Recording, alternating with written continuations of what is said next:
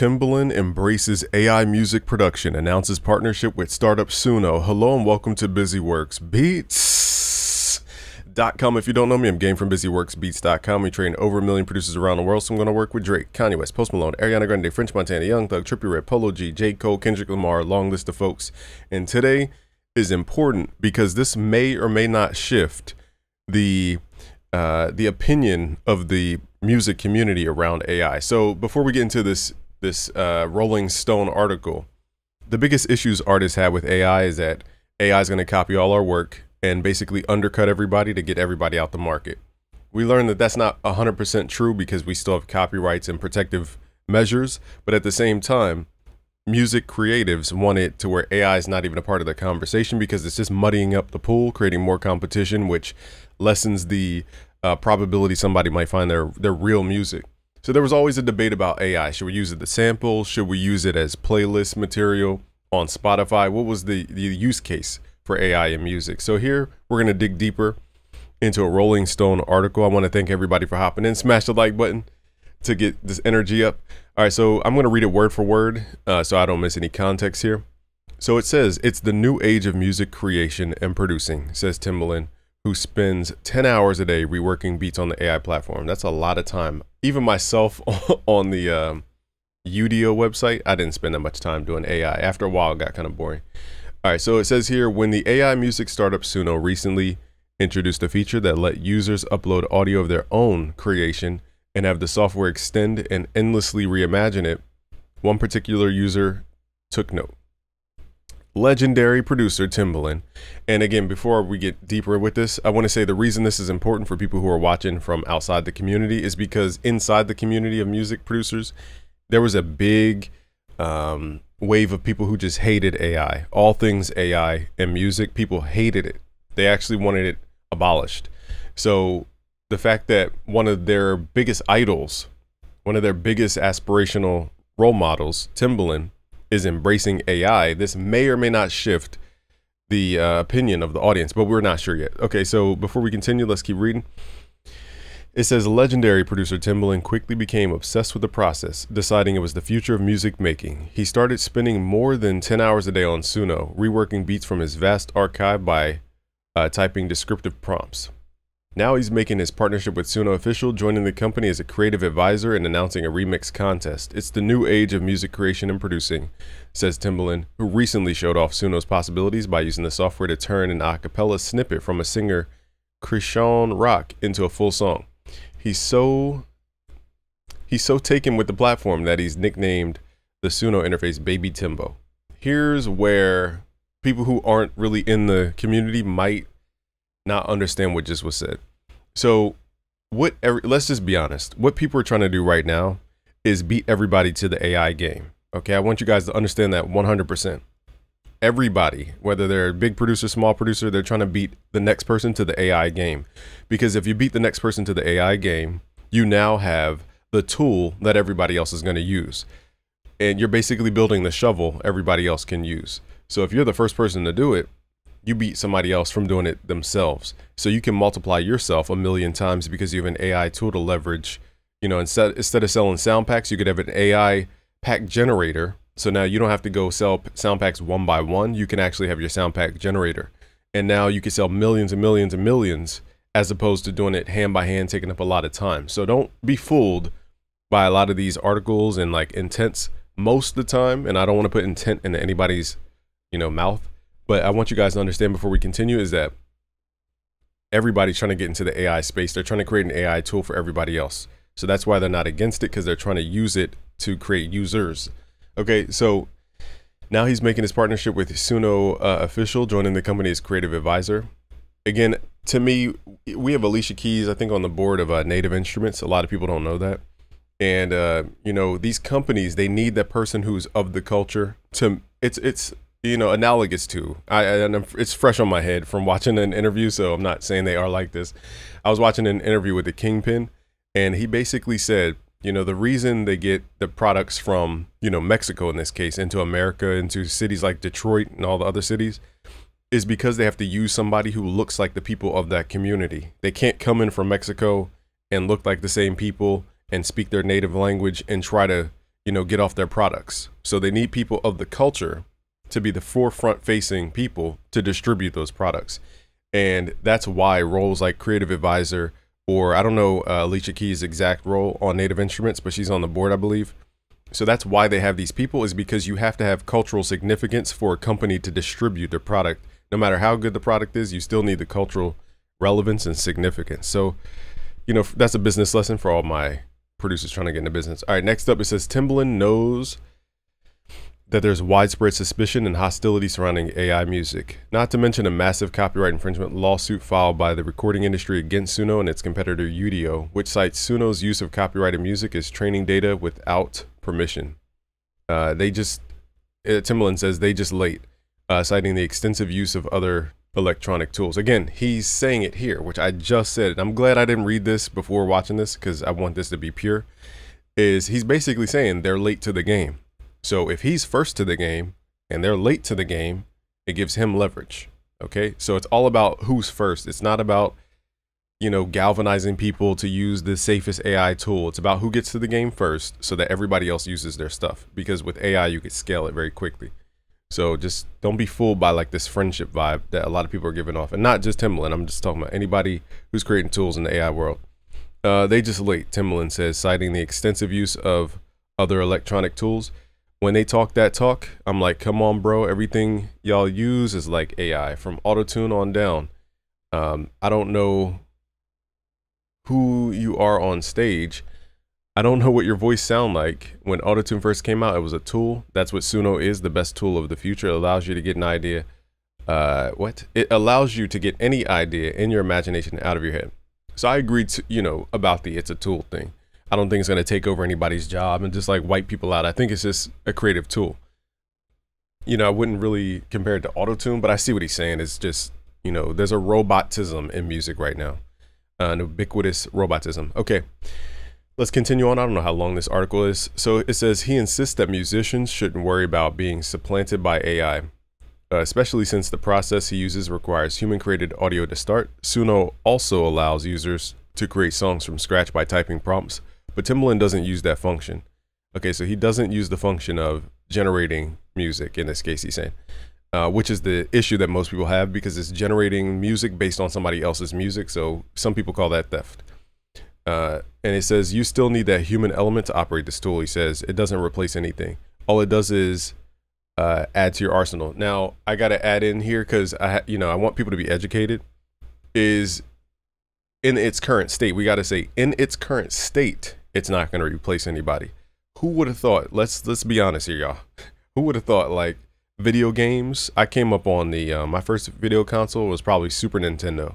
Then that moved into N64, and then that moved into PlayStation, and then that moved into PS2, and that moved into Xbox, around that same time. And who would have thought, like, the graphics from like Xbox One, like the first Xbox, even Halo graphics from back then, who would have thought we'd get Call of Duty Modern Warfare graphics today? Like, it looks so real that it's scarily real. Like, it makes you question reality. Like, is this real? That's how good the graphics are in current video games. And I'm saying that to say, in however many years that was, in video games, we went from, not even having smart AI in the video games or smart characters in the video games to now Grand Theft Auto 5, which is you have computer programs that know how to drive a car in a game. So if they could do that in a game, they could do it in real life. But all I'm saying is, look at the advancement from even 20 years ago with GTA, what was it, GTA San Andreas to GTA 5. So these are huge advancements, and this is just the beginning of music AI. So imagine what it's like when it has more data to actually train on to get higher quality music in. That's the biggest, obstacle these companies have, is they don't have enough material to train on. If I train on a poor recording that somebody did in the bedroom, my product is going to spit out poor recordings. If I train it on the world's greatest music in the world, highest quality mics, highest quality pre's, and all that type of stuff, then it's going to output higher quality stuff. So right now, in my opinion, I think Suno is recruiting Timbaland to try to help them get more training material from these companies that's higher quality. So that's what I think. And I think that's why Timbaland will partner up, because he has that advantage. All right. Since the process he requires, human created audio to start. Suno also allows users to create songs from scratch by typing prompts, but Timbaland doesn't use that function. Okay, so he uses something else.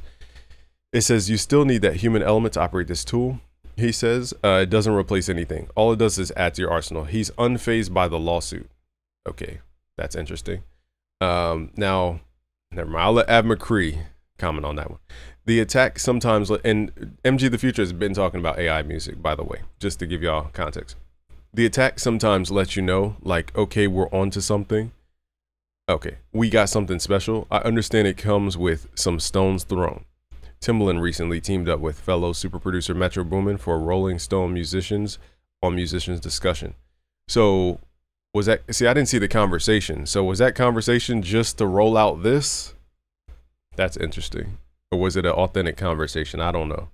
I didn't watch the whole thing. Shout out to Metro. We love Metro. Starting tomorrow, users will have the opportunity to use Suno to remix an entirely human-created Timbaland track, Love Again, and the company is offering over 100,000 in prizes for the best results. Okay, users will have the opportunity to use Suno to remix. Okay, I'm interested in how that works.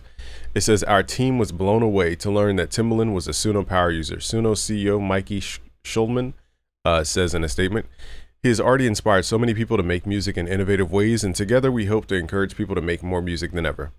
Timbaland is showing off Suno's capabilities to every artist he works with, and he is convinced that the fundamentals of music making are going to change. It says, I think it's going to be about which prompts you're using. He says, it's not going to be about give me that sample. It's going to be, you'll give me that prompt. So you selling prompts now?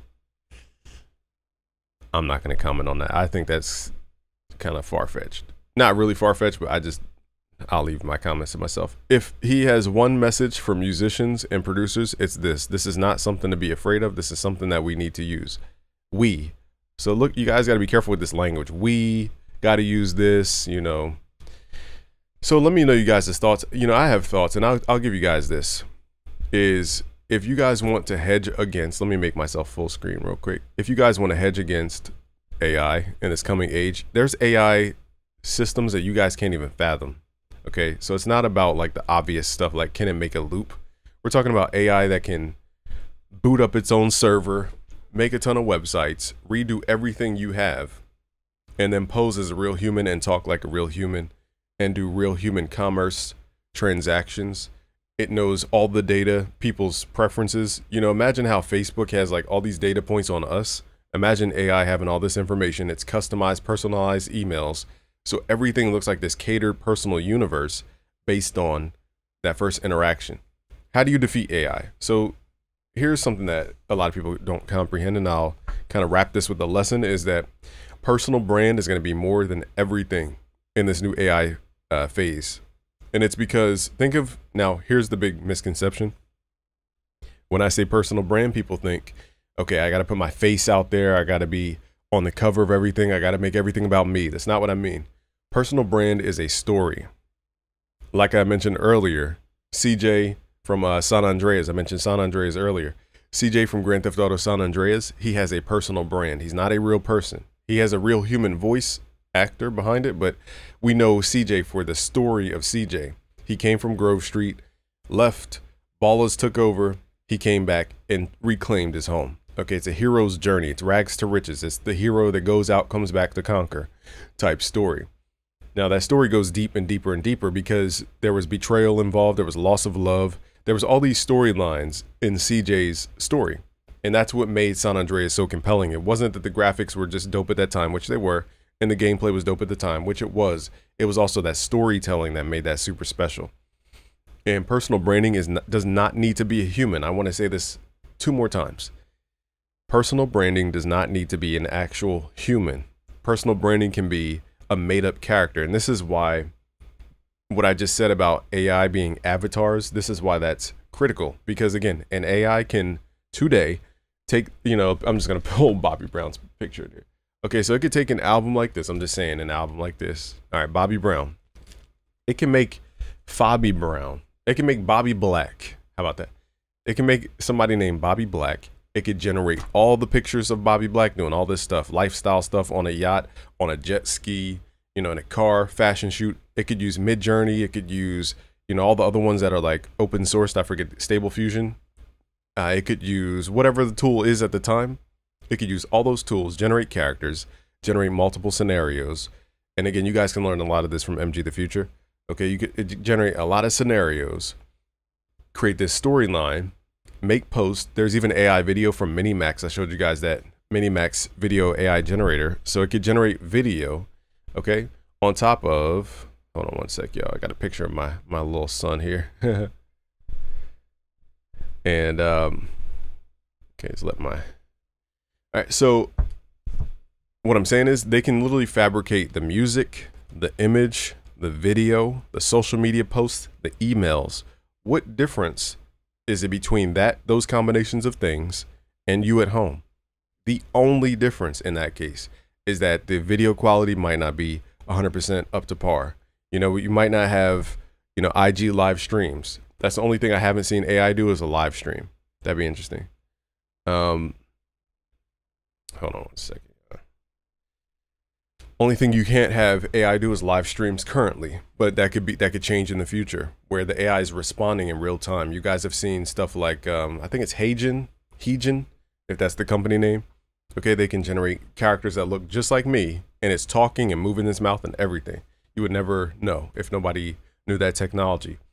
So if they can clone the image, the audio, the voiceover, and the music, they can create the social media posts. They can create the images. I already probably said that. They can create the content, the social media content, and the email sequences. Okay, what separates you guys from an AI that can do all of that? The main difference is that with you could do human-centric services, meaning live events. You could show up in person. Even now, we have to be honest to say, if you're 10 rows back at a live concert, okay, how do you even know that that's the actual person? How do you know it's not a Lil Wayne stunt double with a microphone? Okay, so we got to be honest. They've had, hologram performing artists before that look like they're jumping around stage and doing everything an artist would do. So what if they can master that final frontier, even talking about humanoids and all these robots that have been talked about lately, if it can do all of that, who's to say that we can't combine all of those factors, okay, to take over everything? And again, we're not thinking long term. This is what happens when people aren't really deep into a science like AI stuff, is that you might not understand how deep the rabbit hole goes. Okay, it goes very, very, very, very, very, very deep to where, you know, some people even believe that the humans we think are humans are run by AI right now. And some of the most powerful people in the world are actually run by AI. So I don't want to get down that rabbit hole because that's a 3 a.m. that MG the Future could have and the Bro Sanchez. But I want you guys to just allow your brain to accept the concept of everything you can do being duplicated. Every single thing you do, even better than you. So what separates you from somebody else? And in my opinion, it's the care. Do you care about the consumer? That's why authenticity is so huge. People want to know you care. If you don't know what authenticity is or how to craft it, think about a basketball jersey, for example. You have the jerseys that are authentic. It has the higher end fabric. It has a lot of detail. You know, it has the the depth to it. Okay, and it has a very good lifetime. I used to wear jerseys. I still have a jersey. It just now started falling apart. I've been wearing it for years, but it's just now starting to fall apart. And it just has that longevity. So authenticity is about who actually cares at the end of the day. Being transparent. Can you be transparent with your audience? And transparent, here's another thing I got to warn you guys, because I have a lot of responsibility with the words I say, is when I say transparent, I don't mean let everybody know everything about your life. We don't need to know what you're eating for dinner. We don't need to know your relationship troubles. We don't need to know what, you being in the bathroom. I've seen, I forget who it was, but they used to lie. I think it was Orlando Brown, if I'm not mistaken. No, somebody like Orlando Brown. I don't want to put that on Orlando Brown's name, but it was somebody who used to live stream from being in the bathroom. Like it was a little too much. Now you don't have to, unless you want to do that, you don't have to do that in order to build a personal brand. So I want to be careful when I say personal brand. It does not mean give people permission and access to your entire life. That's not what I mean. Transparency just means letting people know the process of how you got something done so that they can agree that they will spend money with you and that everything's, ethical or kosher, however you want to map it. Nextly, for your personal brand, you got to have storytelling. I can sit here and tell you guys a bunch of stories. I'll do that on a different video, but my stories about coming up, in Coatesville, PA, you know, having a really rough area to grow up in a high school, coming out with good grades, you know, doing the right thing, applying to college, going for pre-med, building the pre-med club, taking the club from 100 members to 200 members. We doubled in a year. We're the fastest growing club on campus, introducing internships and bringing in doctors and basically helping people first. I wasn't paid to do that. I got nothing out of that except for me caring for the people. And that's when I learned about entrepreneurship and just caring for people, being empathetic. So I could tell you guys about how my, my friction with the co-president, how I didn't like how they were starting to monetize it and make it not about the care. And I was fighting very hard for the people in the community to make this about them. And I felt like we had a whole executive board who was focused on the money and everything else. So, you know, I can tell you guys stories on stories on stories on stories on stories, but the goal of storytelling is to craft the fact that you care and you're trying to build trust with relatable moments. Okay. So like when I told you guys about in high school, I used to get sweat rings under my arms. I probably still do, but I stopped wearing that deodorant that caused the sweat rings, but that wasn't it either. It was the anxiety making me sweat, causing sweat rings. And it was on top of that, I had tight shirts. So it was making the sweat look even bigger. And then it was embarrassing. So it doubled the effect. So it like tripled the anxiety to continue the process of me just creating sweat rings under my arms. I used to be very self-conscious about that until I learned about Thompson tees, for example. In Thompson tees, they block that like sweat from like getting on your shirt. And now I could wear colors. I would wear pink. I would wear blue. I wear white. I wear all these colors. And it made me feel like myself to where I wasn't bound by something. And it gave me a lot of confidence. And that confidence, translated into the videos I was making, into the conversations I was having. And that opened up a lot of doors simply by raising my confidence. So telling these stories helps people relate, because there's probably somebody at home right now sweating because they're going through something. They're just sweating under their arms for no reason. But they're like, okay, I've had that actually happen. This is a real person who came from my struggle, who's made it out of that struggle. That's the point of storytelling, is like before, after. Okay, and also curiosity too, but we don't have to get too deep. But with you guys' personal brand, I'll kind of wrap this up with 5 more points here because I wrote a list for something I was writing, is expert positioning. Now, this goes deep, but basically people who came from that TikTok era of like making vertical videos and comedy skits and all that, that's not necessarily all of the content on YouTube, for example. There's a difference between making a video and making a video as an expert. Okay, or positioning yourself as an expert. Experts answer questions, they help people, they guide people to their desired outcomes.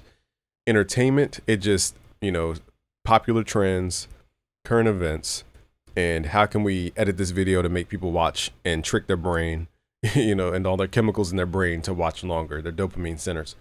So that's a very different thing, positioning yourself as an expert versus just making content to entertain. 2 different things, but that's something you want to do in the AI world, because you want to do the unscalable. Okay, you want to do the unscalable. I think I heard this from Alex Hermosi. You want to do the unscalable. What can't a computer do? What can't a human do? What can't we automate? You want to do those things, because if you become an expert at that thing, the only way to create that result is to hire you or to work with your company or whatever it is. So you guys got to understand, when it comes to positioning, you want to also combine the unscalable, if you offer service. Nextly, I'll kind of cut this short because there's a lot. I didn't realize how much depth was here. Is community engagement. Again, you want to have that social proof, that tribe building. I'm going to be sharing some information with you guys about tribe building, but you want to find your tribe, you want to build your tribe. And community really relies on survival mechanisms as humans. It pulls out the human psychology. I don't want to get too deep into it here, but it pulls into the human psychology. Lastly, you want to be creatively authentic. Now, this can be argued, because what is creative authenticity? Like who doesn't copy off of somebody else? So that one, I'm not going to really argue that point, but that will be your hedge against AI. So if you kind of skip ahead, your hedge against AI is a personal brand. A personal brand does not mean human brand. Okay, it's just about storytelling, positioning yourself as an expert, and then building your community. And I'll teach you guys all that. So go to busyworksbeats.com/premium to learn more. Peace out, guys. Subscribe if you're new.